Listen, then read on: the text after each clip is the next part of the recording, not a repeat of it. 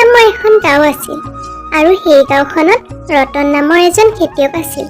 ৰতনে নিজৰ মাকৰ লগত থাকিছিল।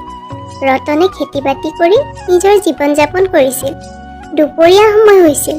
ৰতনে নিজৰ কাম শেষ কৰি ঘৰলৈ আহিছিল।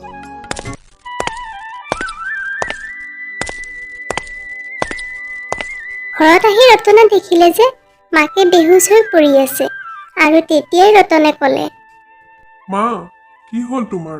উঠা মা, উঠা। মাৰ চাগে বহুত দেৰিৰ পৰা গা বেয়া আছিলে, সেয়েহে বেহুচ হৈ পৰি আছে। মই অতি সোনকালে মাক হস্পিটেললৈ নিব লাগিব, তেতিয়াহে চাগে মাৰ গা ভাল পাব। কিছু সময় পাছত ৰতনে মাকক হস্পিটেললৈ লৈ যায়। ডক্তৰে মাকৰ চেকআপ কৰিবলৈ ধৰে।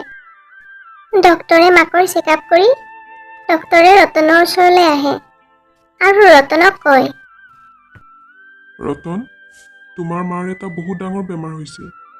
অতি সোনকালে অপাৰেশ্যন কৰিব লাগিব, নহ'লে তোমাৰ মাক আৰু আমি বচাব নোৱাৰিম। অপাৰেশ্যনৰ বাবে কমচে কম 5 লাখ টকা লাগিব। বাকী তোমাৰ ইচ্ছা, তুমি অপাৰেশ্যন কৰাব বিচাৰে নে নাই? ডক্টৰ ছাৰ, আপুনি মোৰ মাৰ অপাৰেশ্যন কৰি মোৰ মাক বচাওক। মই যিমান পইচা লাগিলেও দিম। আপুনি পইচাৰ কথা চিন্তা কৰিব নালাগে। মই কালিলৈ 5 লাখ টকা জমা কৰি দিম।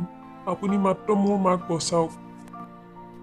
ডক্তৰৰ লগত কথা পতাৰ পিছত ৰতনে গাঁৱৰ মহাজনৰ ওচৰলৈ যায় আৰু কয়, মহাজন, কৃপা কৰি আপুনি মোৰ খেতি মাটিখিনি কিনি লওক।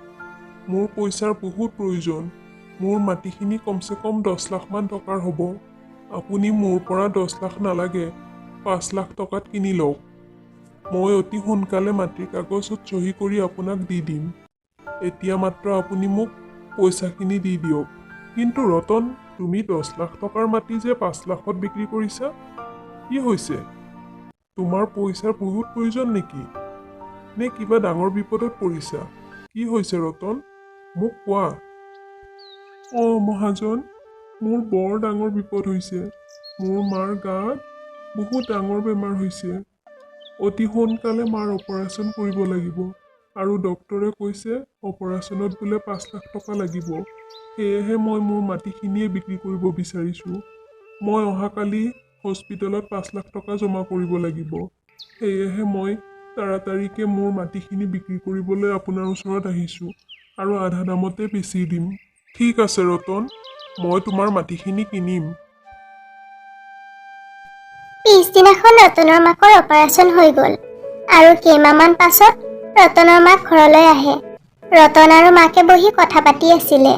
তেতিয়াই মাকে ক'লে, ৰতন, মই যেতিয়া বেমাৰ হৈ আছিলে তেতিয়া তুমি অপাৰেশ্যনত ইমানবোৰ পইচা ক'ৰ পৰা আনিলা? মা, মই আমাৰ খেতি মাটিডোখৰ বিক্ৰী কৰি দিলোঁ। ৰতন, তুমি এইবোৰ কি কৰিলা? তুমি মোৰ বাবে খেতি মাটিডোখৰ বিক্ৰী কৰি দিলা? তোমাৰ তাততো সেই খেতি মাটিডোখৰ বাহিৰে আৰু একোৱেই নাছিলে। একো নাই দিয়া মা, মই তোমাক এনেকৈ চাই থাকিব নোৱাৰিলোঁ হয়। আৰু এতিয়া মই কিবা এটা কৰি খাম দিয়া, তুমি চিন্তা কৰিব নালাগে।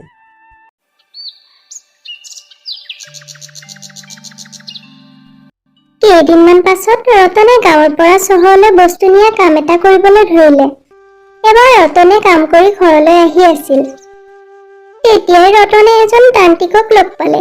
তান্ত্ৰিকজনে ৰতনক ক'লে, ভাইটি, তোমাৰ তাত কিবা খোৱা বস্তু আছে যদি মোক অলপ খাবলৈ দিয়াচোন। মোৰ বহুত ভোক লাগিছে। মই বহুত দিনৰ পৰা একো খাবলৈ পোৱা নাই।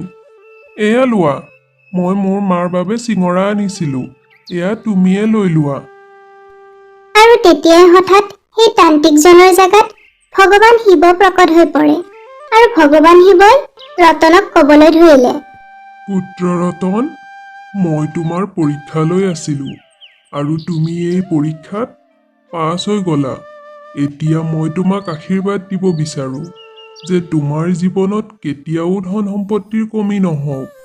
এনেকৈ কৈ ভগৱান শিৱ তাৰ পৰা অদৃশ্য হৈ যায় আৰু ৰতনৰ আগত পইচাৰ বৰষুণ হ'বলৈ ধৰে। ৰতনে এইবোৰ দেখি আচৰিত হৈ চাই ৰয়।